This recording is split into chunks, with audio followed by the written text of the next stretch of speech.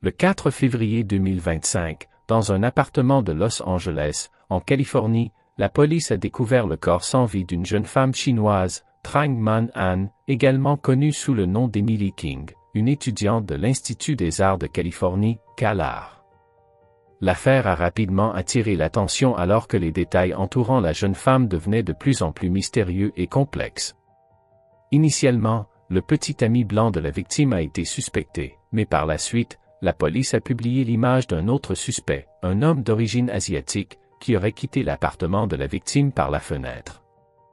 Alors que l'enquête se poursuit, les réseaux sociaux sont inondés de débats, de critiques et de spéculations infondées sur le mode de vie de la victime. Cela a non seulement blessé la famille et les amis de Trang Man An, mais a également suscité un débat plus large sur la sécurité des étudiants internationaux et la violence dans les relations amoureuses. Cette affaire n'est pas seulement une tragédie personnelle, mais reflète également des problèmes plus profonds tels que la violence domestique, la pression sociale et la vulnérabilité des personnes loin de chez elles. La question qui se pose est de savoir qui est vraiment derrière cette affaire et si la justice sera rendue. Vous regardez la chaîne V en côté HT, où nous explorons ensemble les affaires les plus mystérieuses et les histoires les plus intrigantes. Comme d'habitude, avant de commencer à décrypter les mystères de l'affaire d'aujourd'hui, laissez un like et abonnez-vous pour nous soutenir. Maintenant, nous allons examiner les détails de cette tragédie qui a coûté la vie à une étudiante chinoise de 23 ans dans la vallée de Santa Clarita, en Californie. La police a reçu un appel signalant un crime et s'est rendue à l'appartement de la victime sur Newell Avenue, où ils ont découvert la jeune femme inconsciente avec plusieurs blessures à 18h47. Malgré les efforts des secours, elle a été déclarée morte à 19h30 le 5 février. La police a révélé que la victime n'avait plus que 6 mois avant d'obtenir son diplôme. Le 13 février, la police de Santa Clarita a tenu une conférence de presse pour publier l'image du suspect et demander l'aide de la communauté. Avec de nombreuses informations contradictoires circulant en ligne et l'identité du suspect devenant un point focal, l'affaire a provoqué l'indignation dans la communauté chinoise aux États-Unis. La victime a été identifiée comme Trang Man An, une étudiante en dernière année à CalArts, une école d'art prestigieuse fondée par Walt Disney en 1961, située à Valencia, Santa Clarita, Los Angeles. CalArts est réputé pour ses programmes en cinéma, télévision et surtout en animation, toujours à la pointe aux États-Unis avec pour mission de repousser les limites de l'art traditionnel. CalArts a attiré de nombreux talents artistiques du monde entier, dont un grand nombre d'étudiants chinois. Actuellement, la communauté attend avec impatience que les autorités fassent la lumière sur la vérité le plus rapidement possible, pour retrouver le meurtrier et exprimer une infinie tristesse pour cette étudiante. L'inquiétude a commencé à se répandre le 3 février 2025, lorsqu'un enseignant du Bureau des étudiants internationaux de CalArts a envoyé un message dans le groupe de l'école pour signaler la disparition d'une étudiante chinoise depuis une semaine. L'enseignant a vivement demandé l'aide de tous pour retrouver la trace de la jeune femme. L'inquiétude s'est rapidement propagée à la famille de Trang Man An en Chine, qui a commencé à diffuser des informations en ligne pour obtenir de l'aide. Malheureusement, la police a découvert que la jeune femme était décédée des suites de blessures graves. Le bureau du médecin légiste de Los Angeles a conclu que la victime était morte de multiples traumatismes à la partie supérieure du corps. Cependant, le mystère demeure, car le rapport n'a pas révélé l'emplacement précis des blessures ou d'autres indices. Actuellement, le père et la sœur de la défunte sont arrivés à Los Angeles pour s'occuper des funérailles, avec le soutien de l'école et du consulat chinois. CalArts a officiellement exprimé sa profonde tristesse face à cette perte. En plus des services de soutien psychologique déjà disponibles, l'école a également mis en place des conseillers spécialisés pour les étudiants affectés par l'incident. Par ailleurs, l'école a organisé une cérémonie commémorative pour honorer l'étudiante. De leur côté, les services de police de Los Angeles ont affirmé qu'il n'y avait aucune preuve indiquant que le campus était en danger et que cet incident était un cas isolé survenu en dehors de l'école. Cependant, ils ont souligné qu'il ne s'agissait pas d'un acte de violence aléatoire, mais que la victime et le meurtrier se connaissaient probablement. La police de Californie a révélé l'identité de la victime, Trang Man An, née en 2001. originaire de Wenzhou, Zhejiang, en Chine. Elle était venue aux États-Unis il y a plus de 3 ans avec un visa étudiant et était en dernière année à Kalar, souvent connue sous le nom d'Emily King. Avant sa mort, Trang Man-an vivait avec un autre étudiant dans un appartement en dehors du campus. L'inspecteur de police Mike Monica a confirmé que le colocataire n'était pas impliqué dans l'affaire et que c'est lui qui avait appelé la police le 4 février après avoir découvert que la jeune femme était blessée. Trang Man-an était une étudiante brillante qui s'était préparée à étudier à l'étranger depuis le lycée. Un article a rapporté qu'elle avait obtenu un score parfait à l'examen TOEFL et avait reçu une lettre d'admission et une bourse de Kalar. En plus de ses études, elle était passionnée de peinture, de basketball et participait activement à des activités extrascolaires. Ses amis la décrivaient comme une jeune femme belle, charmante, pleine d'énergie et passionnée par l'art. La question qui se pose maintenant est de savoir qui a brutalement ôté la vie à une jeune femme aussi talentueuse. Avant que la police ne révèle des détails, beaucoup ont émis des doutes sur la relation entre l'affaire et le petit ami actuel de Trang Man-an. Y avait-il une histoire d'amour et de haine derrière tout cela? Sur les réseaux sociaux, des captures d'écran d'un post de Trang Man-an ont circulé, dans lequel elle accusait son petit ami blanc de violence physique et de menaces, allant jusqu'à la pousser et à lui causer des blessures. Le post accusait également cet homme de chercher à lui nuire et de mentir fréquemment.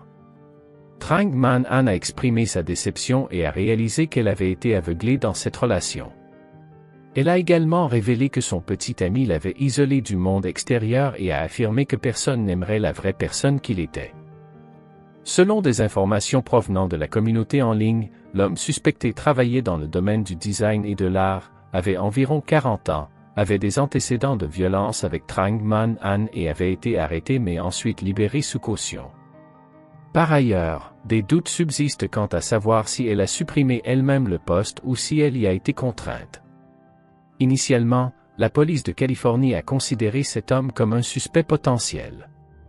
Un ami de lycée de Trang Man-an a partagé avec les médias chinois que depuis qu'elle avait commencé à fréquenter cet homme blanc plus âgé, son état psychologique était devenu instable. Cet ami a également révélé que le colocataire de Trang Man-an n'était pas ce petit ami blanc. Ils étaient très proches et, bien qu'ils étudiaient dans des écoles différentes aux États-Unis, ils restaient en contact et se voyaient régulièrement. Cependant, depuis que Trang Man-an a commencé cette relation en 2024, surtout après décembre, leurs contacts sont devenus de plus en plus rares. L'ami a estimé que cela était probablement dû au contrôle excessif de son petit ami. Elle savait que Trang Man-an sortait avec un PDG blanc plus âgé dans le domaine de la technologie et de l'art, qu'elle avait rencontré sur les réseaux sociaux. Comme ils ne sortaient ensemble que depuis moins d'1 an, chaque fois qu'on lui posait des questions sur cette relation, Trang Man-an semblait éviter le sujet. L'ami a raconté qu'auparavant, Trang Man-an était une jeune femme vive et confiante, mais depuis qu'elle s'était engagée dans cette relation amoureuse, elle était devenue silencieuse et ne voulait plus parler de son petit ami. Le contenu de ses réseaux sociaux avait également changé de manière significative, au lieu de publier des posts sur l'art et la créativité, elle partageait désormais des photos avec son petit ami et des contenus étranges, voire sombres, comme « l'obscurité et la vérité ». L'ami a affirmé « Je connais Trang Man-an depuis des années, je connais bien sa personnalité. Avant, elle n'était pas comme ça. » Elle a même remarqué des changements dans les œuvres artistiques de Trang Man-an, reflétant les turbulences de son état psychologique. Un autre ami a également confirmé qu'elle avait un petit ami blanc plus âgé. La capture d'écran du post dénonçant la violence était réelle, bien qu'elle ait été supprimée, plusieurs amis l'avaient vue. Ils avaient également fourni cette preuve à la police locale. Par ailleurs, le compte chinois de Trang Man-an sur les réseaux sociaux montrait récemment de nombreux posts sur les relations amoureuses, révélant ses tourments intérieurs. Cependant, ces informations n'ont pas encore été confirmées par la police. La relation entre Trang Man-an et son petit ami blanc semblait très complexe. Bien qu'elle ait subi des violences et ait peut-être été contrainte, Trang Man-an considérait cela comme un véritable amour, ce qui a amené beaucoup à s'interroger sur son aveuglement. La vérité derrière cette affaire est probablement bien plus complexe que ce que nous savons. Le consulat général de Chine à Los Angeles a exprimé une attention particulière à cette affaire et une profonde tristesse face à la disparition de l'étudiante. Le gouvernement chinois a condamné fermement l'acte cruel du meurtrier et s'est engagé à soutenir la famille de la victime tout au long de l'enquête. Le consulat général a également appelé les États-Unis à accélérer l'enquête et à traduire le coupable en justice dès que possible. La sécurité des citoyens chinois aux États-Unis reste une priorité absolue pour le consulat. Après une enquête plus approfondie, la police a identifié un autre suspect. Un témoin a déclaré que la veille du crime, un homme d'apparence asiatique était apparu près des lieux. Le 3 février, Trang Man-an avait elle-même fait entrer cet homme dans son appartement. L'homme, vêtu de noir, avait environ 20 ans. L'après-midi du 4 février, le suspect s'était enfui par la fenêtre de la chambre à coucher au 2e étage de Trang Man-an. Ce comportement inhabituel a fortement suscité les soupçons de la police.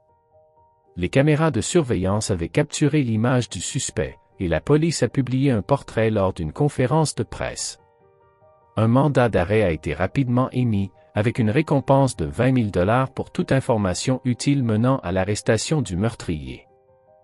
Cela indique que le suspect n'est pas le petit ami actuel de Trang Man-an, comme beaucoup l'avaient supposé, ce qui rend l'affaire encore plus complexe. Cependant, sur les réseaux sociaux, des rumeurs ont circulé selon lesquelles le suspect recherché serait un ancien petit ami de Trang Man-an. Ils ont révélé leur relation passée, qui avait été intense. Cette affaire a attiré l'attention de la communauté en ligne, en particulier des détectives amateurs, qui ont fouillé les anciennes photos de Trang Man-an et laissé de nombreux commentaires contradictoires. Certains ont critiqué le changement de style de la jeune femme depuis son arrivée aux États-Unis, passant d'une jeune femme douce et bien élevée à une personne au style audacieux et rebelle, voire trop provoquant selon les standards traditionnels. Ce changement à 180 degrés a suscité de nombreux débats et spéculations. Certains ont estimé qu'elle était trop naïve et avait été trompée, tandis que d'autres ont suspecté qu'elle avait délibérément exploité la relation pour obtenir des avantages. De nombreuses critiques sur son mode de vie sont également apparues, ce qui a profondément blessé sa famille et ses amis. Il semble que Trang Man-an ait enduré 3 blessures, une fois lorsqu'elle a subi des violences, une autre lorsqu'elle a été assassinée, et une dernière lorsqu'elle a été jugée par l'opinion publique après sa mort. Pour protéger l'honneur de Trang Man-an, ses amis ont rapidement contacté l'équipe de modération d'Instagram pour demander que son compte soit transformé en compte commémoratif. Selon les règles, un compte commémoratif limite l'accès, bloque les commentaires et protège l'héritage numérique du défunt. Cependant, malgré plusieurs demandes accompagnées de documents officiels, Instagram n'a pas encore répondu. Les amis de Trang Man-an ont demandé l'aide de l'école, du consulat et d'autres organisations, mais le système d'Instagram continuait de renvoyer des erreurs.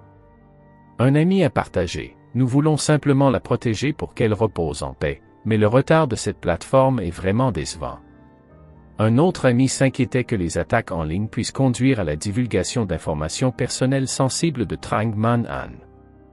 Le compte Instagram de Trang Man-an avait été envahi par des millions d'inconnus, inondé de commentaires négatifs, ce qui inquiétait profondément ses amis. Il craignait que sa famille ne soit également affectée si les attaques en ligne continuaient. Un ami, toujours en colère, a remis en question le retard d'Instagram à transformer le compte en compte commémoratif. Elle a estimé qu'une fonctionnalité visant à protéger l'honneur des défunts ne devrait pas être retardée. Trang Man-an a connu une fin douloureuse. Pourquoi cette plateforme tolère-t-elle encore des comportements malveillants? Un autre ami a appelé: « Nous souhaitons que cet espace en ligne soit un lieu de mémoire pour elle, pas un champ de bataille pour des inconnus qui l'insultent. » Avant que la vérité ne soit révélée, cette jeune femme ne méritait pas d'être attaquée en ligne. Ces critiques n'ont pas seulement insulté son honneur, mais ont également causé une immense douleur à sa famille. Sera affectée si les cyberattaques continuent. Un ami continue de se demander pourquoi Instagram tarde à convertir le compte en un compte commémoratif. Elle pense qu'une fonction de protection de l'honneur des défunts ne devrait pas être retardée. Trang Man An a connu une fin douloureuse. Pourquoi cette plateforme tolère-t-elle encore des comportements malveillants? Un autre ami nous appelle à faire de cet espace numérique un lieu de mémoire pour elle, et non un champ de bataille pour des inconnus qui insultent avant que la vérité ne soit révélée. Cette jeune fille ne méritait pas d'être attaquée en ligne. Ces critiques non seulement insultent son honneur, mais causent également une immense douleur à la famille de la victime. Il ne lui restait plus que 6 mois avant d'obtenir son diplôme et de commencer une nouvelle vie, mais la tragédie est arrivée de manière si soudaine et cruelle. Selon les informations du bureau du shérif du comté de Los Angeles, l'enquête et l'arrestation du suspect impliqué dans la mort de Trang Man An sont en cours avec la collaboration de l'école. L'opinion publique devrait cesser de juger les critiques. Les victimes devraient se mettre à la place de la famille. Si une tragédie arrivait à leur fille, pourrait-elle supporter les attaques en ligne? La disparition de Trang Man An est une tragédie, un signal d'alarme pour les parents dont les enfants étudient à l'étranger. Comment les étudiants internationaux peuvent-ils vivre en sécurité et rester forts à l'étranger? C'est une question qui concerne toute la société. Les parents doivent également réfléchir à la manière d'éduquer leurs enfants pour qu'ils soient indépendants et libres, tout en sachant se protéger et assurer leur sécurité, afin que tous les étudiants internationaux puissent rentrer chez eux sains et saufs. Ce cas n'est pas isolé et reflète les préoccupations concernant la sécurité des étudiants internationaux dans les pays développés, où un grand nombre d'étudiants viennent étudier et vivre. La sécurité est devenue une préoccupation majeure. Chaque année, des milliers d'étudiants internationaux, dont de nombreux étudiants chinois, viennent aux États-Unis pour étudier dans des universités et des collèges. Cependant, l'éloignement familial, les différences culturelles et le manque de relations familiales peuvent les rendre vulnérables aux actes criminels. La protection de la sécurité des étudiants internationaux ne devrait pas être uniquement la responsabilité des autorités, mais aussi une mission des écoles et de la communauté. Les établissements d'enseignement devraient également accorder une attention particulière au soutien psychologique et à la création d'un environnement d'apprentissage sûr pour que les étudiants internationaux puissent se développer au mieux sans craindre les dangers environnants. Ainsi, l'affaire d'aujourd'hui est terminée. Que pensez-vous? Qui est le véritable coupable? Et si le coupable était un ancien petit ami, s'agirait-il d'un crime passionnel? Si le meurtrier est un ancien petit ami, cela pourrait-il être un crime passionnel?